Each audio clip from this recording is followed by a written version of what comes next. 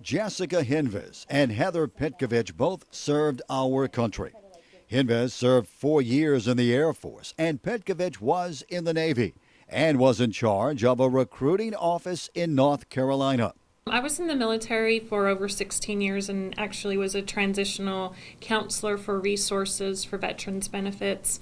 I was discharged myself for PTSD, medically retired, and filed my claim prior to my discharge. It took over a year for me to get that claim adjudicated. So I was medically retired from the United States Air Force with a disability rate of 80%.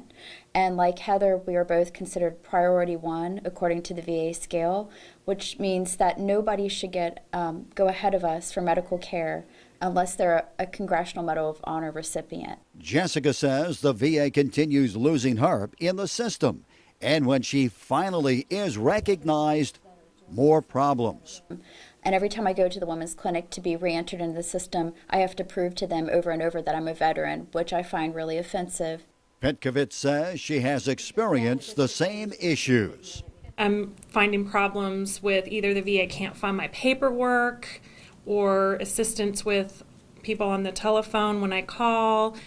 So I've been having to get help with that. My record's still showing up in a different state. It's been a year now. I've requested it to be transferred down to Jackson, Mississippi, so I don't run into more problems when I do go to the VA for care.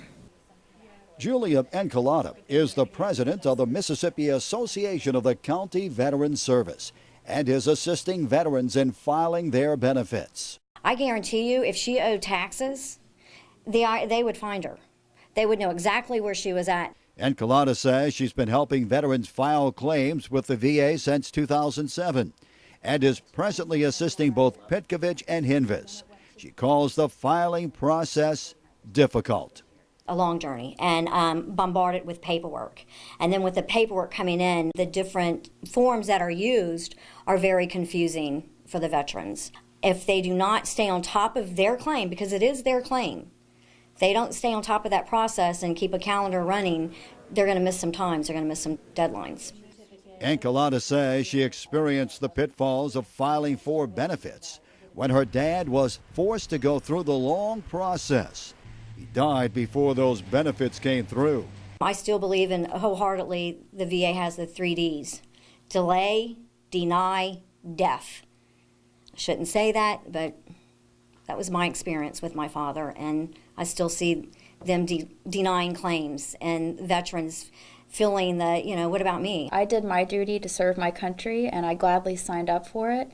And, as President Lincoln said, and it says on the VA walls, to him has borne the battle. That's what the VA system is set up for, to care for him who has borne the battle. And that they're failing that on every level.